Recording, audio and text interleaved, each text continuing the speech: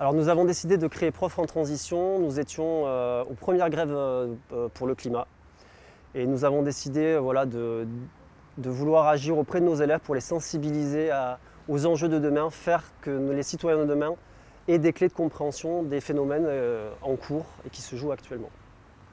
Nous faisons vivre au quotidien les objectifs de développement durable et les thématiques en lien avec la transition déclinées aux espaces scolaires. Nous sommes principalement sur les réseaux sociaux, notamment Facebook, qui est vraiment le cœur de Prof en transition et qui fédère aujourd'hui environ 30 000 acteurs de l'éducation. Alors, acteurs de l'éducation, de la petite enfance jusqu'à l'université, nous avons cette grande richesse justement des parcours professionnels qui permettent d'enrichir le travail des enseignants, de proposer beaucoup de publications qui vont permettre de nourrir la pédagogie des enseignants. Nous sommes ouverts à la communauté éducative au sens large. La coéducation est vraiment quelque chose qui nous tient à cœur. Nous accueillons auprès de nous les associations, les collectivités, tous les partenaires éducatifs, donc aussi les parents d'élèves, les éco-délégués. Nous souhaitons effectivement tous travailler ensemble et faire de Prof en transition un vrai lieu de coéducation. Alors sur le groupe Facebook, effectivement, ce sont les membres principalement qui font vivre ce groupe, donc c'est aussi cet engouement, on le doit aussi à nos membres qui partagent des projets, des ressources pédagogiques qui viennent nourrir mutuellement nos pratiques. Le fait d'effacer aussi nos frontières pédagogiques via ces réseaux nous permet de nous enrichir aussi des pratiques qui viennent des pays plus nordiques, notamment je pense à l'initiative de la classe dehors, cette pédagogie qui est déjà très ancrée en Belgique par exemple ou dans des pays anglo-saxons, nous permet aussi de nous enrichir, nous, dans nos pratiques, en France notamment, au travers de cette pédagogie.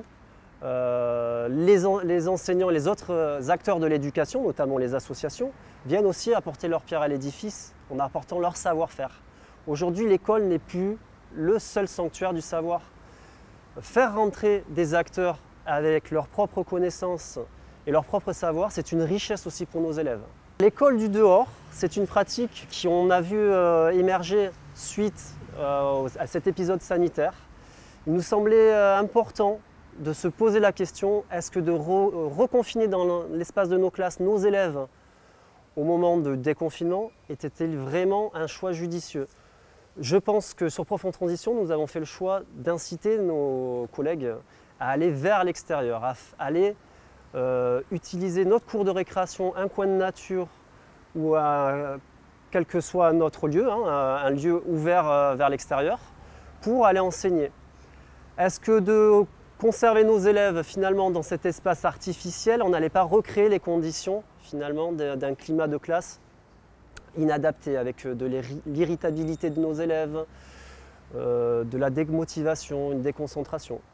Donc l'objectif de revenir vers la classe du dehors et de s'initier à cette pratique pédagogique au moment du déconfinement nous paraissait un choix judicieux pour à la fois retrouver de la mobilité pour nos élèves.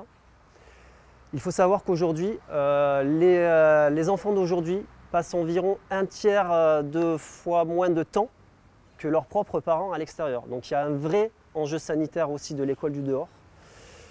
Ça représente à peu près 25% de capacité cardiovasculaire en moins de ce qu'en disent les chercheurs. Donc il y a vraiment aussi cet aspect sanitaire à prendre en compte dans cette pédagogie-là. Et la classe du dehors, c'est vraiment l'incarnation de l'éducation au développement durable. C'est finalement aller vers l'extérieur parce qu'on a, en tant qu'enseignant, une intention pédagogique. C'est changer de lieu d'apprentissage, tout simplement. Aller à la rencontre de son patrimoine architectural, par exemple, proche, ou aller à la rencontre des écosystèmes proches aussi. Que l'élève, finalement, se rapproche et qu'on diminue la distance qui s'est créée d'année en année entre l'enfant et le milieu naturel.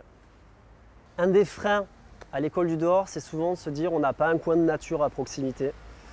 Alors sur Prof en transition, des profs ont proposé effectivement, et ont rappelé que l'école du dehors n'est pas forcément aller vers un lieu de nature, même si effectivement diminuer cette distance vers le milieu naturel, c'est bien une intention aussi de l'école du dehors, mais on peut très bien aussi faire l'école du dehors en faisant ce qu'on appelle l'école hors les murs, c'est-à-dire investir un monument, aller à la rencontre de son patrimoine architectural, simplement.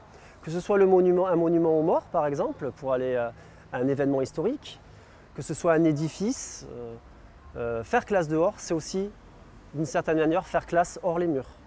Alors aujourd'hui, l'école du dehors, on n'est pas formé effectivement à cette pratique-là, mais on voit que beaucoup de ressources sont partagées, beaucoup d'initiatives ont été portées. Je pense notamment à une coalition en place à laquelle nous avons participé pour promouvoir un petit peu cet outil pédagogique qu'est l'école du dehors. Il y a fairclassedehors.org qui rassemble une cartographie pour retrouver des enseignants, des praticiens et praticiennes de l'école du dehors. Donc on peut à la fois retrouver des enseignants qui pratiquent, mais également des associations. Donc chacun est libre de venir s'y positionner et d'apparaître sur ce maillage plus local. Alors les familles accueillent bien l'idée de la classe du dehors. Quand ils voient rentrer leurs enfants avec un grand sourire et qu'ils leur restituent enfin ce qu'il se passe en classe, c'est déjà un indicateur finalement que l'élève a retenu des choses, qu'il était dans le concret, et donc c'est plutôt bien accueilli par les familles. J'ai un exemple d'un élève qui, du retour du parc, revenait avec sa maman d'une après-midi, et sa maman me remerciait de cette sortie parce que son enfant finalement lui a fait découvrir le patrimoine vivant du parc. Donc il avait restitué tous ces moments de classe qu'on avait pu vivre ensemble avec l'association Lichen qui nous avait accompagnés sur cette demi-journée.